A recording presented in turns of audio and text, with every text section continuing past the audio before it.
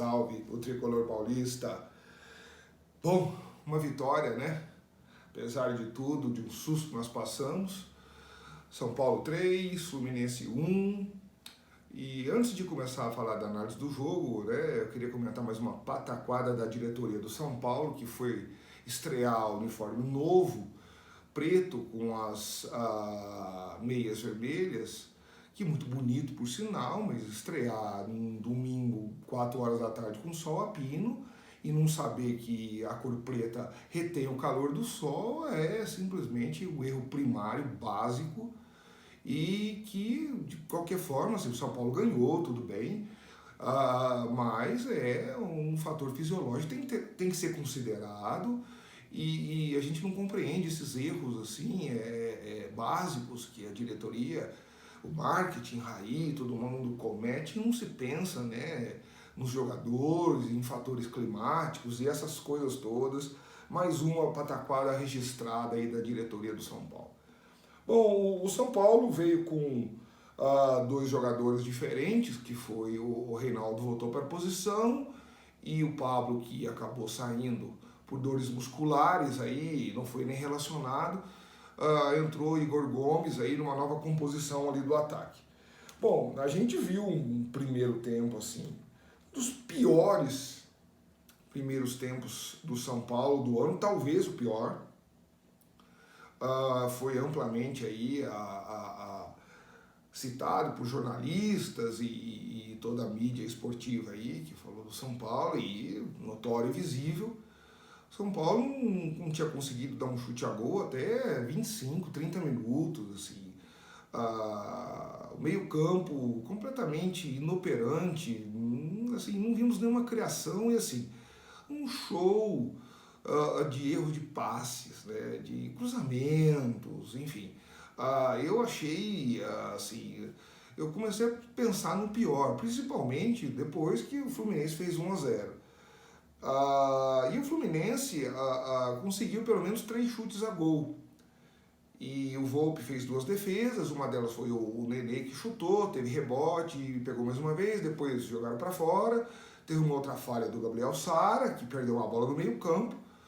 E sobrou para o Fluminense, que também chegou a gol com perigo. Outro lance que essas coisas que acontecem com o São Paulo são bizarras. O Igor Vinícius foi brigar por uma bola na área e o juiz marca pênalti para o São Paulo. E a gente não sabe se tentam fazer uma compensação pelos erros que vêm sendo cometidos ao São Paulo.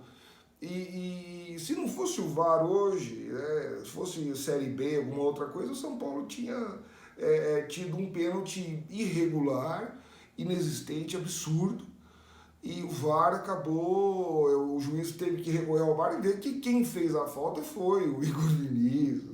Assim, umas coisas que não dá para entender no futebol, que acontece com o São Paulo, quando tentam fazer alguma coisa para compensar, vendo as duas últimas, os 2 últimos erros, que foi o soco do Jô no Diego Costa e o impedimento inexistente, absurdo, que foi marcado no momento crucial do jogo, que o Luciano havia feito um gol. E, bom, aí o que acontece nesse jogo não tinha desculpa, o São Paulo não estava jogando o primeiro tempo, acabou acontecendo o pior, né?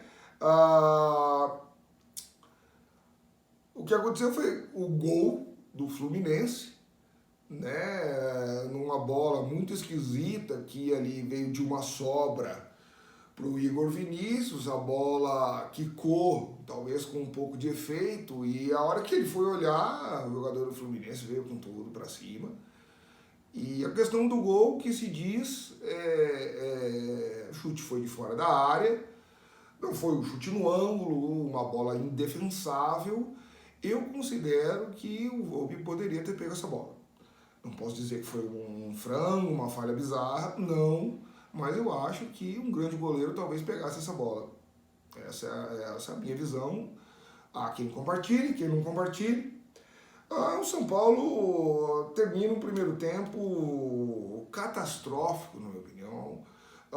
Eu poderia dizer também assim que o Hernanes não foi bem nessa partida, ele vem sendo escalado como titular aí depois da saída do Daniel Alves, mas embora ele ainda tenha um acerto de passes, ele bateu uma falta horrível, que não era para bater para gol, estava muito longe, ele tinha que ter cruzado essa bola.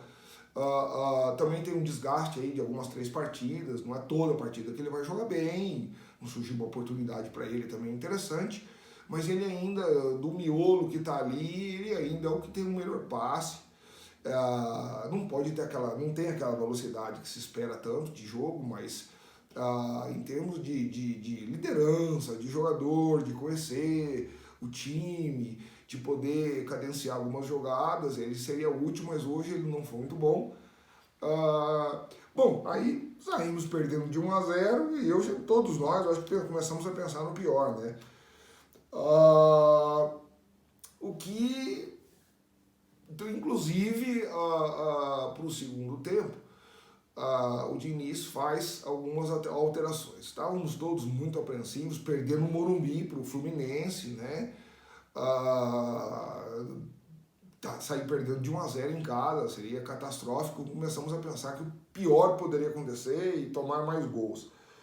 O que ocorre é que sai o Hernanes e Igor Vinícius, e eu não entendi por que tirou o Hernanes e não tirou o Gabriel Sara, que é um jogador que merece um comentário até mais profundo.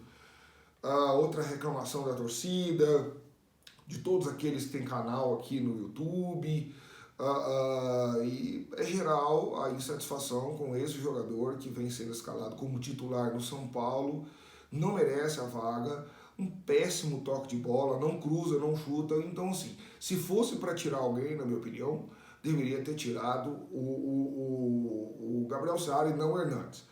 De todo modo, a gente tem que elencar também algumas mudanças que a gente sempre cobra do Diniz, embora eu não concorde com a maneira dele atuar no São Paulo, com a forma de jogo dele e todo o retrospecto que tem aí contra ele, né? Às vezes ele acerta. Algumas partidas ele faz alterações que acabam dando certo.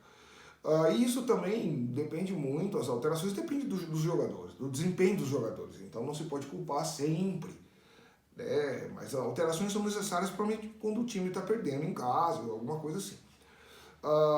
Bom, o Igor Gomes e Brenner e Juan Fran entraram, também saiu o Paulinho Boia. O que notou-se é que o Igor Vinícius ficou bastante abatido depois do gol, que ele acabou se atrapalhando, e o Juan Fran entrou no lugar e foi um pouco melhor, eu acredito, mas é o jogador mais lento, enfim, eu acho que como defensivo foi melhor, foi uma troca melhor para dar um pouco mais de segurança para o São Paulo. A gente vem esperando um futebol bom do Igor Gomes aí já tem um tempo, né? Principalmente assim, até antes da pandemia era a grande revelação do São Paulo. Atuou brilhantemente contra a LDU, fazendo gol e ajudando muito ali o meio campo do São Paulo. E foi uma decepção depois da pandemia e vem sendo substituído, entrando no segundo tempo, jogando pouco. Mas ele foi muito feliz numa cobrança de escanteio. E o Brenner, né? O menino Brenner, o moleque Brenner, parabéns, cara. Você tá com estrela, você tá brilhando, tá ajudando o São Paulo nos momentos mais difíceis, né? Cruciais pro jogo. E o menino Brenner é o seguinte: o que dá para se notar é que bolas bem passadas, ele se posiciona muito bem e coloca a bola para dentro, que é o que interessa, né? A gente está sempre buscando o resultado, mesmo jogando mal, a gente vai criticar, mas isso é importante.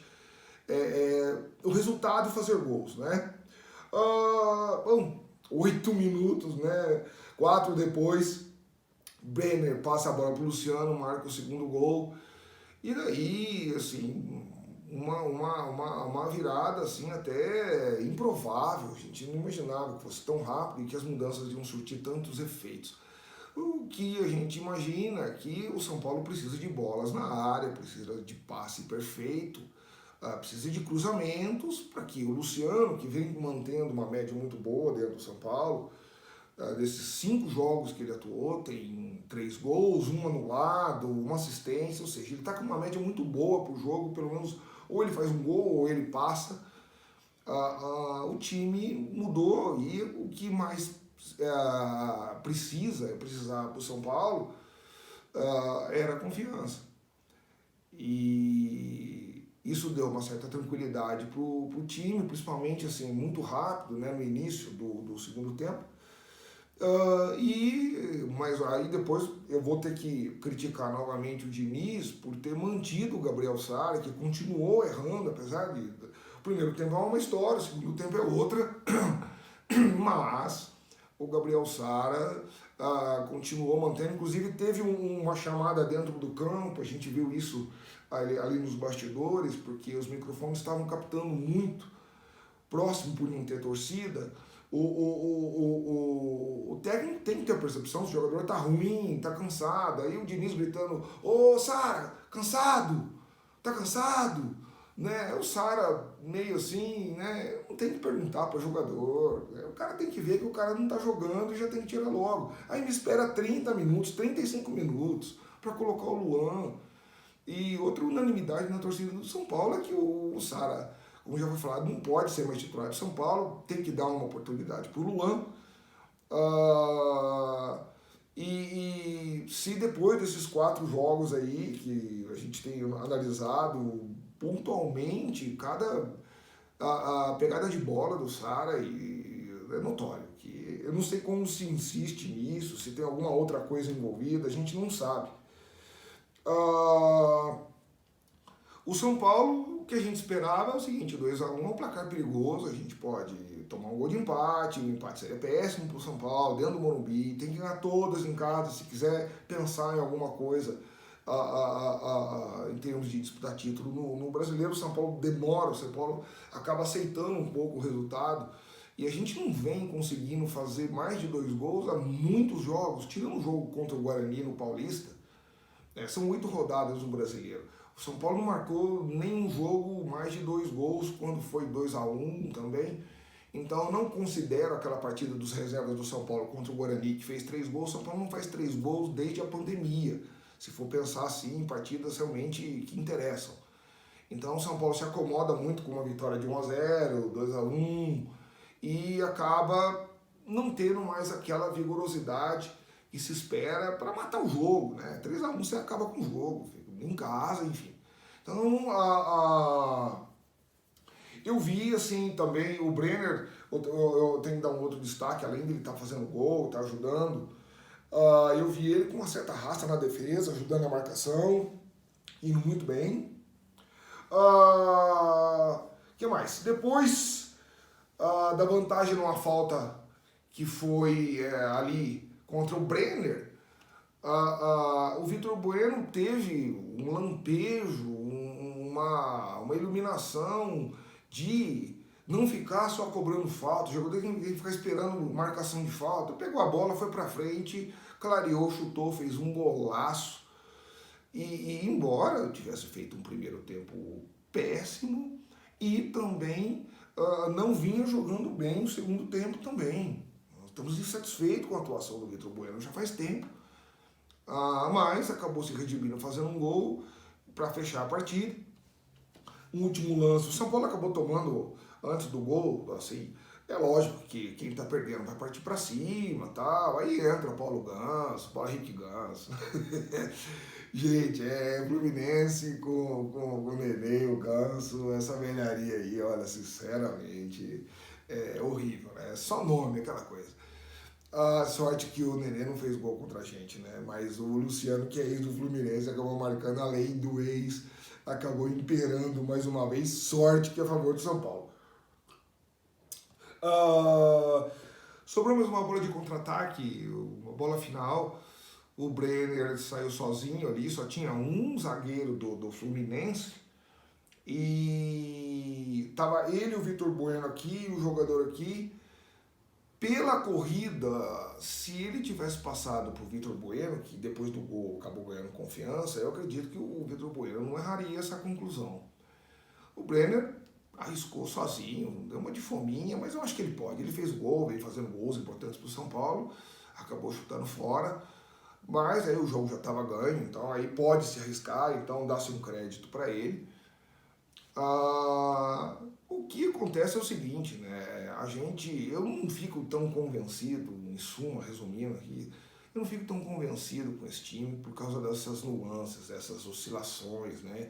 De jogar um primeiro tempo contra o Atlético muito bom, a gente foi prejudicado, mas depois toma 2-0, perde o jogo de 3, poderia ter perdido demais. Isso não pode acontecer, joga um primeiro tempo muito ruim, depois vira o jogo.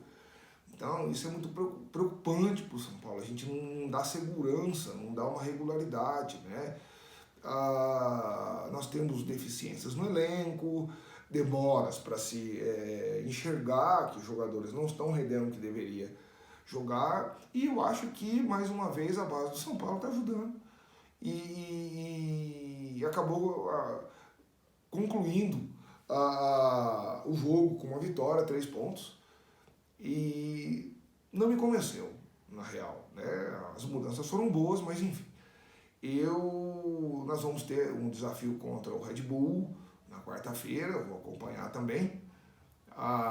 Vamos ver como é que vai ser, porque agora nós vamos ter jogos difíceis, estamos aí próximos do jogo da Libertadores contra o River Plate.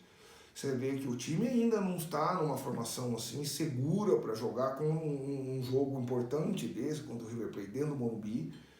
A gente não se sente seguro, quem vai jogar, não sabemos se o Daniel Alves vai estar bom até lá. Tem algumas peças no clube que ainda não consolidaram. Então, vamos continuar torcendo. Obrigado por ter assistido esse vídeo. Salve o Tricolor Paulista. Quem quiser curtir, deixa um like aí. Aquele abraço.